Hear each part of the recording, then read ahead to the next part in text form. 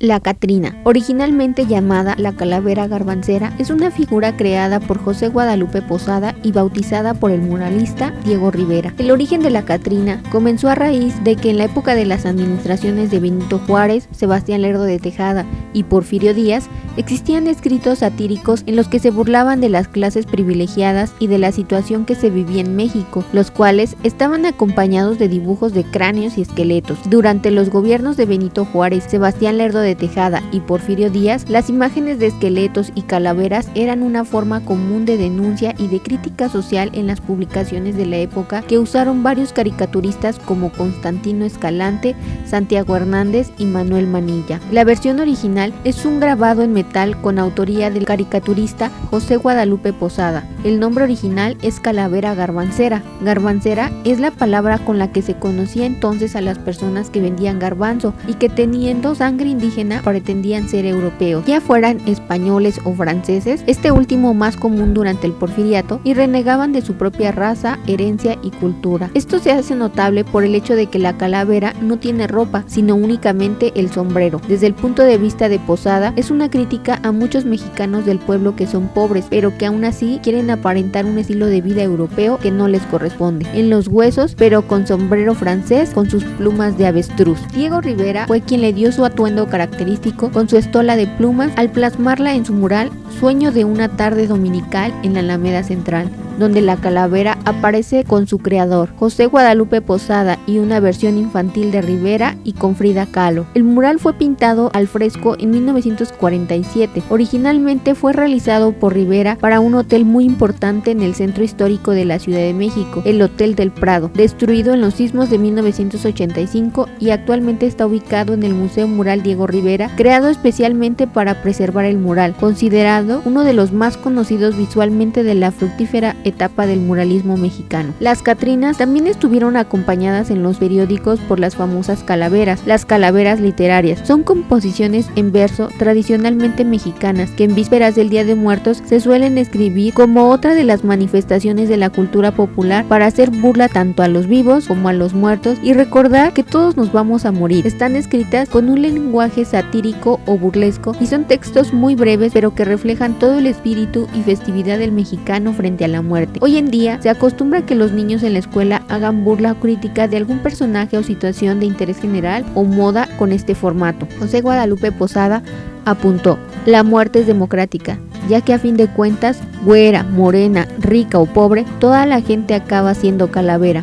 A pesar de ello, las calaveras que él imaginó y grabó están vivas en el imaginario de México. Es la figura que más se asocia al Día de Muertos y a la muerte en general en nuestro país, siendo uno de los íconos con los que se conoce a México en el extranjero. En la actualidad, la figura de la Catrina es la imagen más representativa del Día de Muertos y México. Hoy en día es uno de los disfraces y maquillajes más utilizados. Dejó de ser un dibujo en papel para convertirse en un elemento de nuestra cultura mexicana totalmente vivo. En este pequeño video ya te di una pequeña introducción acerca de lo que es la Catrina y sus orígenes. Ahora te explicaré un poco acerca de qué es la talavera y su importancia en México, motivo por el cual también es considerada para representarla en los maquillajes de las Catrinas. La talavera es un tipo de cerámica mayólica que se distingue por su blanco vítreo como base de color. La auténtica talavera solo proviene del estado de Tlaxcala y la ciudad de Puebla, de las localidades de Atlixco, Cholula y Tecali de Herrera,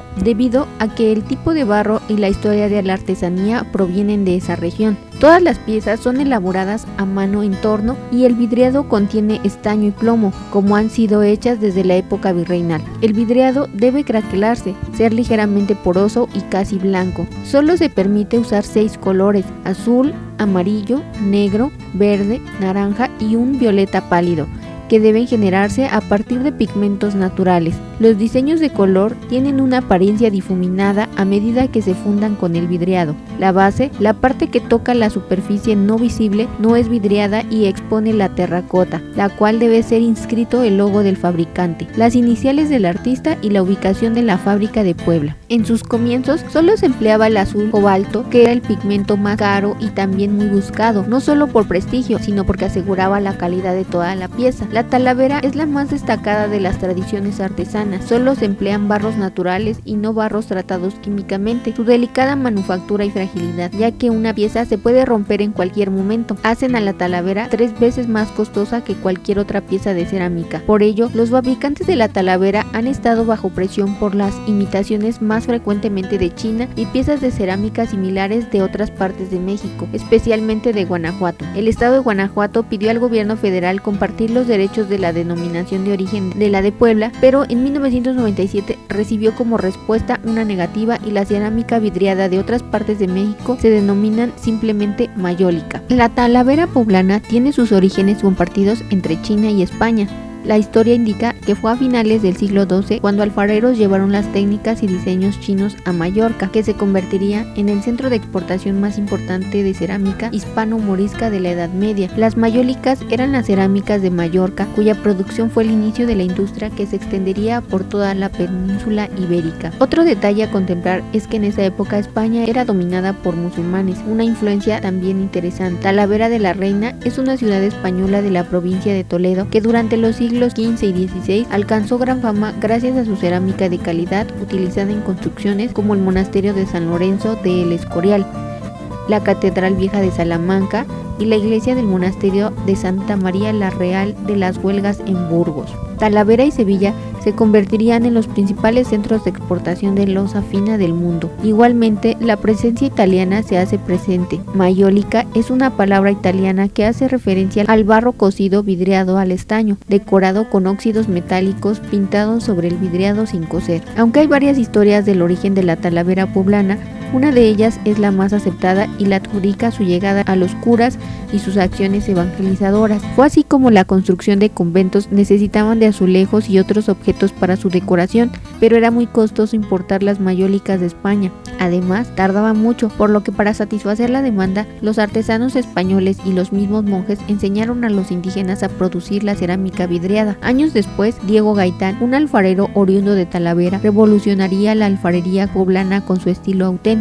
Desde 1580, el número de trabajadores de loza en Puebla va en aumento gracias a la disponibilidad de materiales necesarios para producir cerámica de calidad. Con los años, ante la abundante producción de cerámica y la gran cantidad de artesanos, el virrey consideró necesaria la creación de un gremio que regule la actividad. Las ordenanzas con tal fin se redactan en Puebla en 1653 y establecieron reglas para el ejercicio de la profesión, como la clasificación de la loza en 3 géneros: fina, común y amarilla, las proporciones de los barros para producir piezas de la buena calidad, las normas a seguir por el decorado, otras cualidades y detalles de fabricación. Se reconocen los años desde 1650 a 1750 como la época de auge y esplendor de la talavera poblana, tiempo en que se difundió por toda la Nueva España y otros países como Venezuela, Guatemala, Cuba y Colombia. No obstante, con las guerras de independencia y la poca posibilidad de comerciar, sumando a la desaparición de muchos talleres y de los gremios de artesanos, comienza la etapa de declive. Aunque fueron los españoles los que introdujeron este tipo de cerámica, irónicamente el término talavera es más común en México que en su centro de procedencia, Talavera de la Reina. En 1997 se estableció la denominación de origen de la talavera para regular qué piezas podían ser llamadas oficialmente talavera. Los requisitos incluían datos del taller, el barro utilizado y los métodos de fabricación. Estas piezas ahora portan hologramas. Si se elaboró una ley federal al respecto fue, entre otras razones, para que los talleres mantuvieran la misma calidad y el mismo proceso de fabricación del periodo virreinal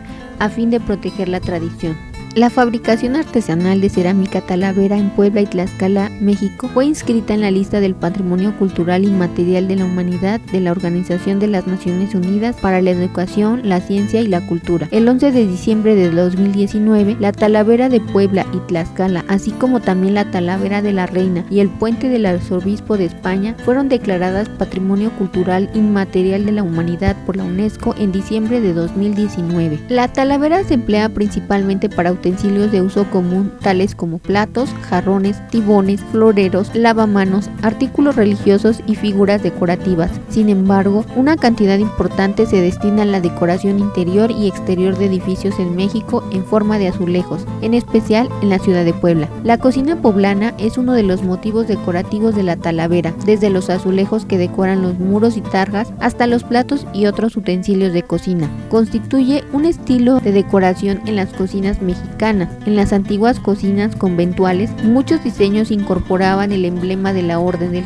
religiosa. Muchas de las fachadas del centro histórico de Puebla están decoradas con estos azulejos, así como fuentes, patios, iglesias y otros edificios, y constituyen parte importante de la arquitectura barroca poblana en México. El empleo de azulejos era una demostración de estatus económico familiar o de la iglesia. Esto condujo a un dicho que dice: no aspirar a construir una casa de azulejos equivale a no aspirar a mucho en la vida. Demostrar un nivel de vida alto no estaba restringido a Puebla. En la Ciudad de México, la iglesia de la Encarnación y la de la Virgen de Valvanera ostentan ambas cúpulas revestidas de azulejos. El más famoso ejemplo del uso de la talavera en la capital es la Casa de los Azulejos, palacio del siglo XVIII edificado por el conde del Valle de Orizaba. Lo que hace a este palacio único es la antes llamada Ciudad de los Palacios, es que su fachada en todas sus caras está completamente revestida de azulejos azules y blancos, exorbitante para la época de su construcción. La talavera